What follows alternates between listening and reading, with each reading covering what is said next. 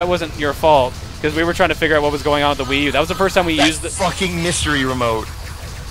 I hate that thing. Yeah. How did that even Mystery happen? remotes? There was just like a Wiimote that was on, and we couldn't figure out where.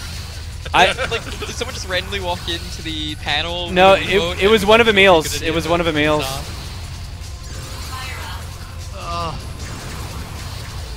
That whole trip was just a whole fucking nightmare, dude. Clusterfuck. Whoa. Somebody just put a list here. It looks like, yeah, so apparently Luigi's death stare got on Fox News. Wait, what? Not on like Fox News, the 24-hour news network, but like a local Fox station in New York. They had something about Mario Kart 8 and Luigi's death stare. Oh my god. Like, this is a viral marketing. You know, I was gonna make a joke about playing Watch Dogs. Yeah, I'll do it anyway. It's like, you know, I've been playing Watch Dogs and it's been really good so far. Only a few things have caught me off guard. One, the driving physics are weird. Two, the collisions are kind of off and people don't seem to die properly. And third, Luigi has the weirdest death stare all throughout it. Oh wait, talk about Mario Kart. Apparently there's like a mission in Watch Dogs where you have to kill a 12-year-old. Wait, what? What? I'd like to see some confirmation about that, but It was on Reddit the other day. Are you sure that's not what we were talking about earlier?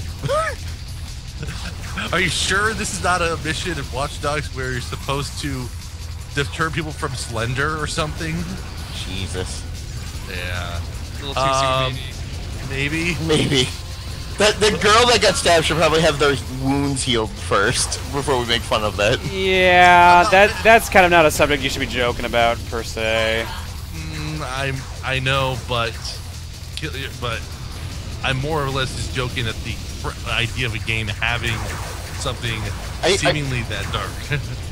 The thing that sucks about all these things always is that media doesn't know how to handle anything right. It really doesn't. Oh, absolutely not. But the thing is, with Watch Dogs, it's been interesting seeing the response to it. Also, apparently I'm glad that I didn't go to the Yankee game tonight. They lost 5-2. Hey, that's better than the other game you were at. 10-2. And then early in the year when I saw them and they lost 16-5. Ouch. Yeah, someone says that some people are saying that that's not a mission in the game in the chat. So. Oh, someone just photoshopped it? Okay. Possibly. Well, they probably thought that the whole thing that happened was funny. And there was an article on Kotaku going on about how people are going around in Watch Dogs killing minorities. Okay. I mean, you can kill minorities in other open world games that allow you to kill people. So, I guess my response is that doesn't have anything to do with the game.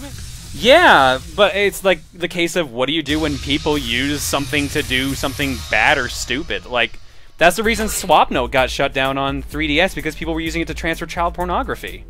Probably Luca and her Eiffel Tower. Yes, that was actually it. Look at the match here. It kind of happened at a convention. Okay, so this round here is lasting up pretty nicely, though. Oh, or Skitch, are you not watching the quick fix? I'll check it. I was checking the stream first, but I'm looking over at the chat now. Just like I have it. Move the Skype window over. That's a good idea. Just have the video where the stream is. Pretty much. There we go. There we go. Watch Dogs is essentially GTA, but trying to take itself seriously. Except for all the weird side missions. Maybe ironic memes. It's and all the weird side missions, like being around in a giant spider tank. Yep. It's trying to be the best of both Saints Row and GTA, and from what I'm hearing, it's not really succeeding. From what I heard, it didn't live up to the hype. Well, see, the game I'm comparing it to is what I think is the proper game to compare it to, and that is Assassin's Creed 1. And my sense is, yes, okay, yes. Let's look at how Assassin's Creed 1 failed to deliver, and how far off the mark it was, and is this game worse than that? And my answer is no. This is a notably better game in most regards than Assassin's Creed, despite the shortcomings and all. Yeah, the first Ubisoft games tend to have problems, I've noticed. And then the second one ends up being fantastic. So Watch Dogs 2 will be amazing. It should be notably better. The main thing I found odd about Watch Dogs was the morality system it had, where running into or over pedestrians could nullify getting a criminal, but ramming your car into other people's cars and causing explosions that kill them don't cause any problems with your morality or reputation. Because it's obviously just GM's faulty wiring, so... Yeah, exactly. So AC1 was fantastic until 2 came out. Well, people say, somebody's saying, well, yes, that's an 8-year-old, Assassin's Creed is an 8-year-old game. Like, yeah, Keith, but Assassin's Creed was the first game in its franchise. It was the first game in the engine that was built for the game specifically, and I hate Assassin's Creed 1. No, I'm 100% with you. Assassin's Creed 1 was an amazing game until the second one came out to show how bad the first one was. Oh, no, I don't even think Assassin's Creed 1 was amazing. Did you see recently Gerard's review that he did of the first game? Oh, no, I didn't see that one yet, but... He was pretty upset about it, but I think that's more of like the just pointlessness and glitchiness of it. Yes.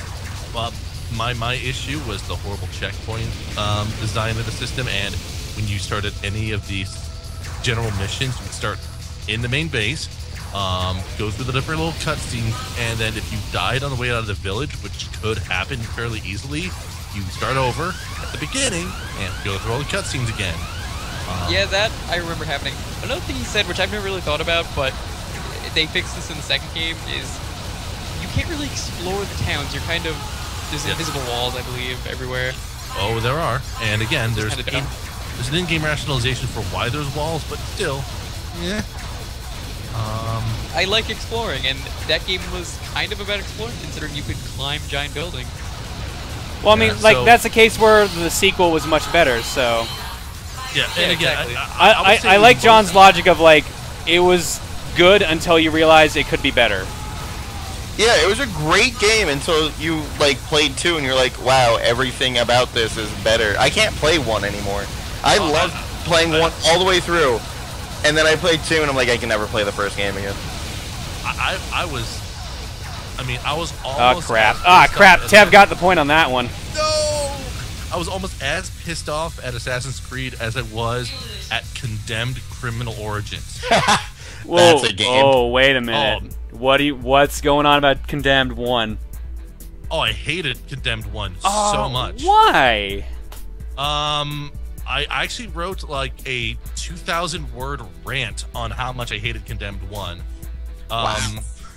Predicated on basically how the game can't decide what type of game it's trying to be, how the investigation modes are worthless, how the checkpointing in the system is broken. This most notably happens during a scene in the underground subway area where you go through a 4-part forensic scene, which is basically just walk to one point, walk to another one, and otherwise. Then a fight breaks out, and if you die during the fight, checkpoint spawns you before the forensic scene, and you can't do anything about it. Also, I was really bugged by the very obvious way that the stages were structured in terms of you get this one item, then you have to get this other item, and the enemy AI behavior was a real drag for me because of the AI behavior, how it would hide around the corners and generally get a free shot at you at first and such. But those were things that just bugged me about it one, especially because I was so excited about forensic stuff. I'll give you the forensic stuff. It's kind of weak in general. I still enjoyed Condemned 1. I have all the achievements on it. I'm pretty sure it's just that I got so pissed off at that game at a certain point, and the checkpoint structuring of that game literally kind of broke it for me. Understandable. Yeah, I had forgotten that the checkpoints in that game were kind of garbage. How was 2? Condemned 2's problem is that the forensic stuff is not that. It's even less important, or it's less important, and it's not nearly as interesting. I mean, it's more interactive, and it requires you to make more decisions that are more crucial, but it's less interesting because it's also more of a shooter, isn't it? It is. It's a lot. I loved the found equipment melee combat focus of Condemned. I thought that was really cool. Yeah. Yeah, you use a lot of weird stuff in the first Condemned, like a plastic bag, right? I think they're. Well, no. That's Manhunt. I think you're thinking of Manhunt with that one. That is Manhunt. But I was like, there's like some interesting rebars stuff and you stuff. The issue with Condemned was that a lot of the main melee weapons had particular things they would unlock, and so most of the time you'd be in a section of a stage where you had to find the right item to open the next section of the stage. So there's a lot of fetch questing effectively. Yeah, like you needed a crowbar or you needed a fire axe or stuff like that. And you couldn't carry all of them with you. So you always had to go around. You became the Doom guy and had an axe, a crowbar, a piece of wood, a gun, a person you just beat someone with. See, it would have essentially. Yeah, it would have been interesting if you had all those items with you. You had to choose which ones to use depending on what type of people you're fighting, and there was some strategy in that. Like those are things I'm like. But then the game would have been differently structured. Yeah. And did you ever go back to Duke? Oh, sorry. What? What were you Did gonna you say? ever go back to Duke Nukem Forever after they patched in 4 weapons? I never played Duke Nukem Forever. What's this patch? They initially had it Only so had 2 you could weapons. carry 2 weapons, but people complained, so they patched it so you could have 4, and it completely broke the game. I only played it when it was 2. I wish I would have known that. It's only the PC version. It's only the PC version. Ah, no wonder. Because it breaks it because the entire game is meant to have 2 weapons at any time. If you have 4, you can play the game completely differently, and it becomes so much easier. I it's wish not like I had known Serbia had Bomb Run. That's a draw. It's not like the 3D one though, where essentially you had unlimited weapons. It didn't really matter. Well, I mean, Well, in that game, they designed it to have unlimited weapons. And I like that. It's they a lot more designed fun. it to have 2, and then made it so you had 4. Duke Nukem is not really a realistic game.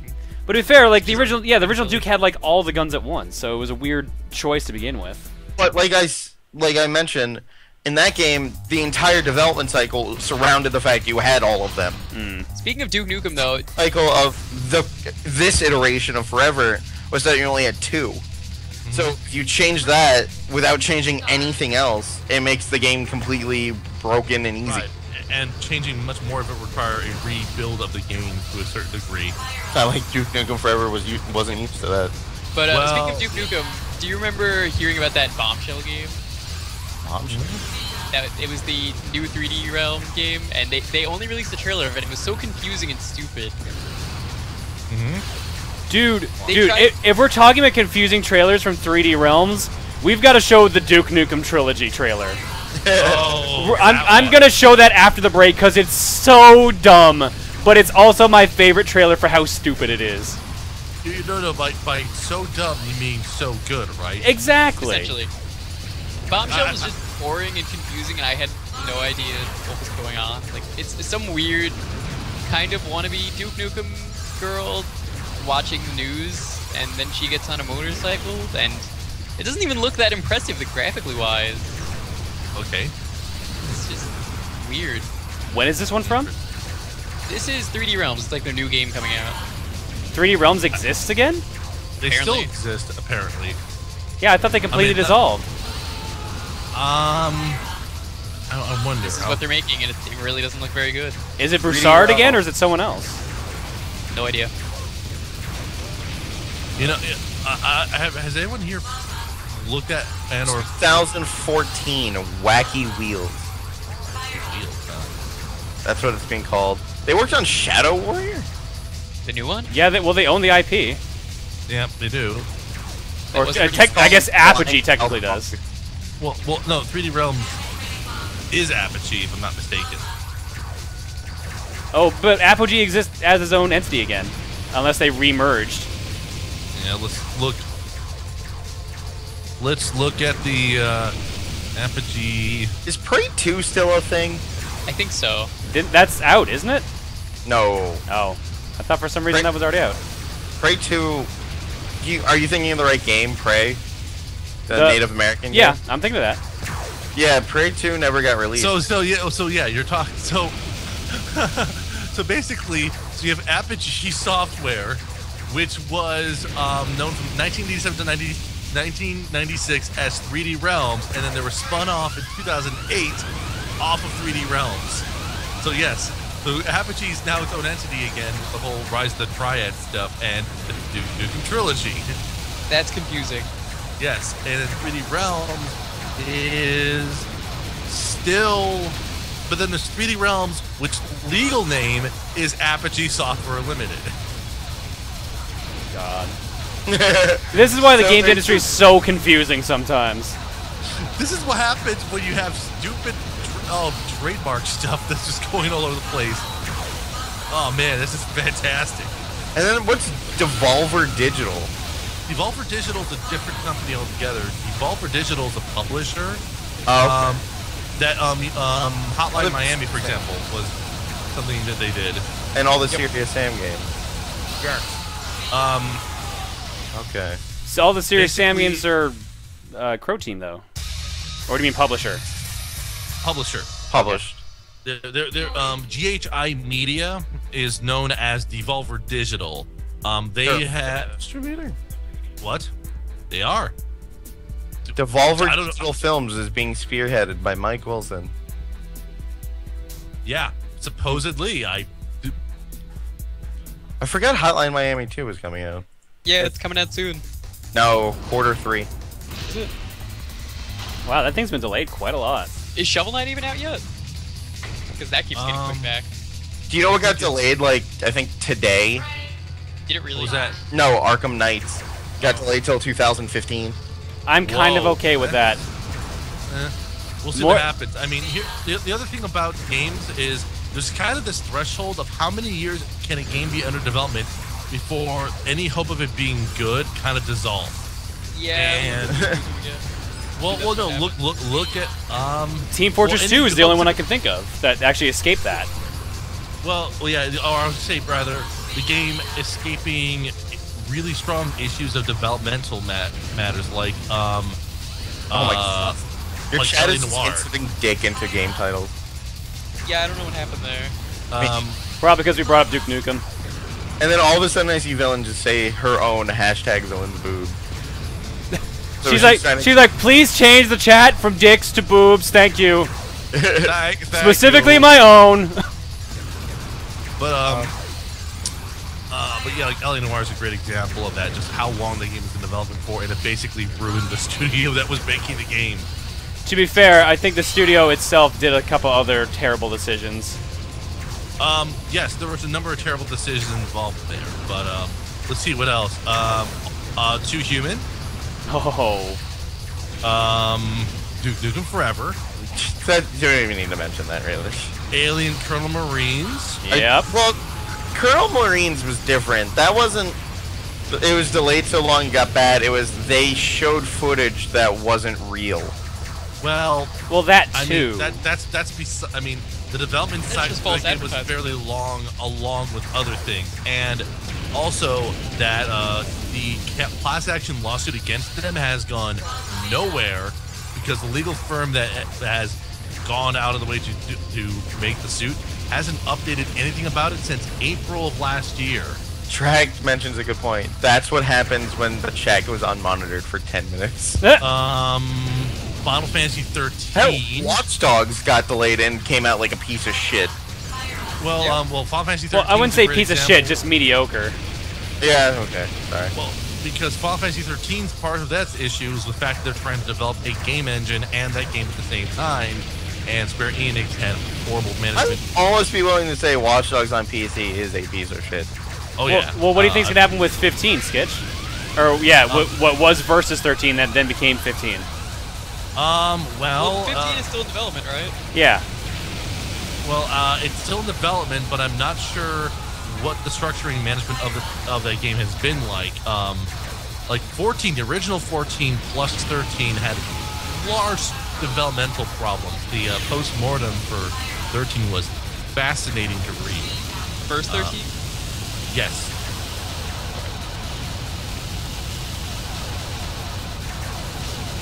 I showed one of my friends the Space Jam and Giles theme mashup. It's pretty amazing. I've only heard Space Jam and Darude. That's an easy mashup, but there's a guy at the channel Botanic Stage who does a bunch of them that are awesome, including a No More Heroes one.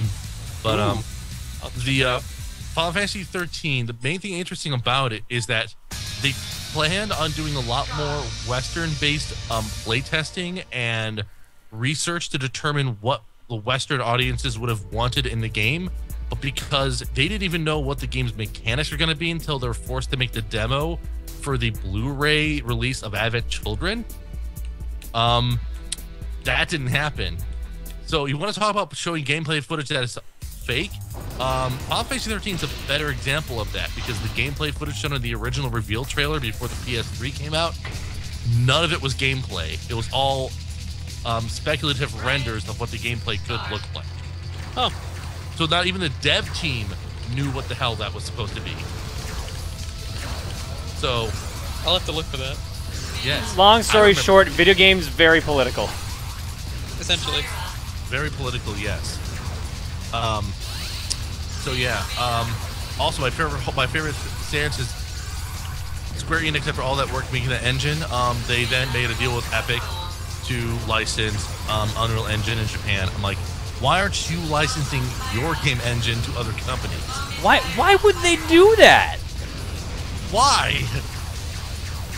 I can only assume because of the IDOS half of the company now?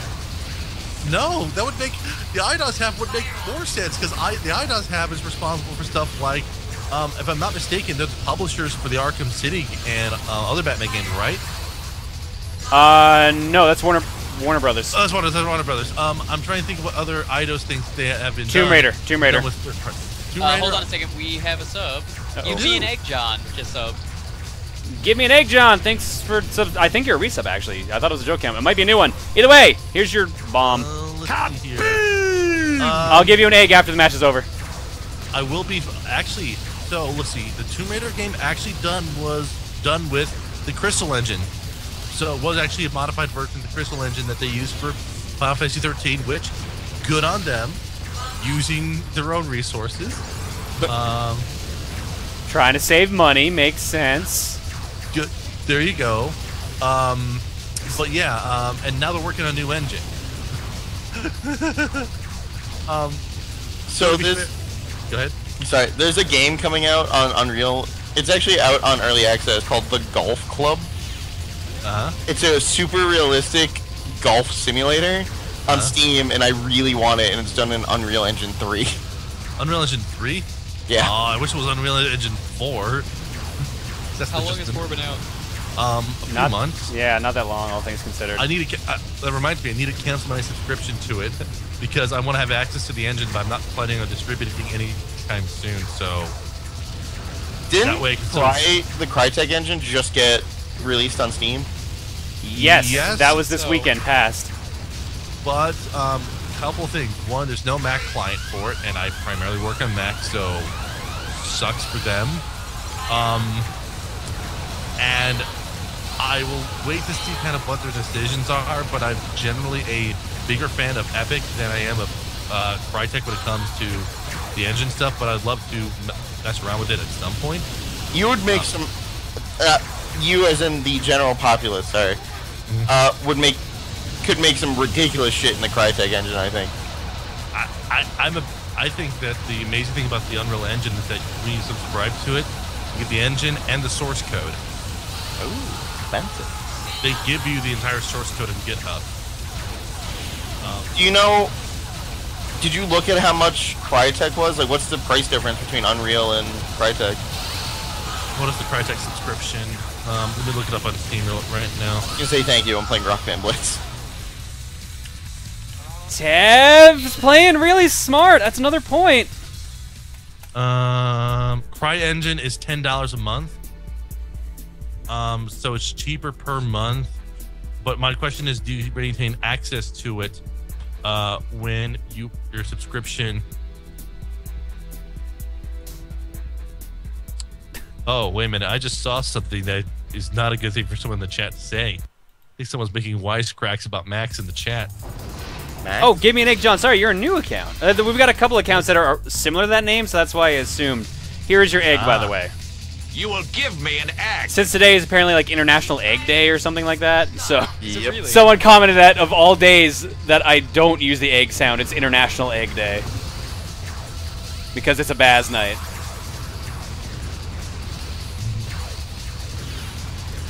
Let me see here. Let's see here. So let's see, CryEngine. Yeah, so the one thing that's kind of annoying about CryEngine is that when you cancel your account with CryEngine, you can't use CryEngine at all. It's not available to your account. Whereas Even if you resub? No. When you resub, it's available again, but the difference is that in Unreal Engine 4, you cancel your subscription, you can use the tools you have all you want. You just won't get updates, and you can't publish. You know, I think that's fair. So you pay $20 for your first month, cancel your subscription immediately, and just work with that build until you learn more of the engine. I feel like that's really cool, but I feel like that's dumb that they do that for them. A little bit. For who? For them, not for the person. For who? Epic? Yeah, I feel like Epic shouldn't do that. Well, you're not allowed to publish why the not? game. You can't make any money. Yeah, you can't sell the game, and for them, why would they care if you're not publishing the game? You pay them $20. They were giving away the UDK for free, and the game that you're talking about, the golf game, was probably built on UDK, which was their free engine that they had. So, The golf game. Let me see. it probably was a UDK develop. What was it just called? Golf game? The Golf Club.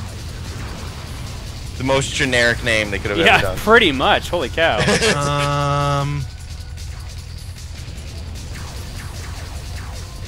It's actually a really cool game. It has like multiplayer online that's continuous, and You it just jump in and out. doesn't use real courses. It has a random generator of courses, so every time you play, it's a different golf course. This actually sounds kind of fun. It's in alpha. It's in early access. 0.7. That's not the no, that's not the steampunk one, is it? No, that's a mini golf game. Yeah, that's what I thought. This game is like a really realistic. You can create your own golf courses. Ah, really? Fuck. Come on, blocking! Too much. I think Tev's gonna take it. The Golf Club is a game I really want, but I don't want to spend the $35 on it during early access. I'll buy it eventually. I definitely will. I really want this game.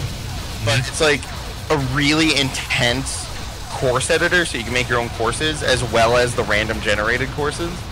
It's pretty cool. I mean, there's a lot of potential in there. Again, my suspicion is that it's an Unreal Development Kit game, which is still most of Unreal. It's basically Unreal Engine 3 based. It's just that it's free to use, and then you pay a certain degree of a fee to publish off of it. No! Tev forces the draw. Tev chooses to force a draw in an unwinnable situation. We're going to continue playing. The other thing about Unreal Engine 4 that's kind of cute is that if you have a subscription to Unreal Engine 4 and you're a licensed and you are an approved developer, even as an indie for either PS3, PS4, or Xbox One, you don't pay any additional fee for publishing on those platforms. They That's nice. waive the cost. So you can tell that Crytek and Epic are really trying to cater indies in the same realm as like Unity is. So I think it's a great idea. it started with Unity, and then Epic just throwing down the gauntlet, just releasing UDK and just saying, hey, this is free. Jackasses. And then there's also other free engines out there. There's always like RPG Maker, but I'm talking about like it Fire depends on Engine. which version. I'm talking about Fire Engine, the one that Sony made free for developers. Wait, but I and thought that is was the- Unity. No. Oh, they Fire made their own Engine- on top. Okay. Fire Engine is a separate thing. Fire Engine is what Dark Souls was made of. Really? Yes. At least it was if I'm not mistaken, From Software used it for a few things. I believe Dark Souls was based on Fire Engine.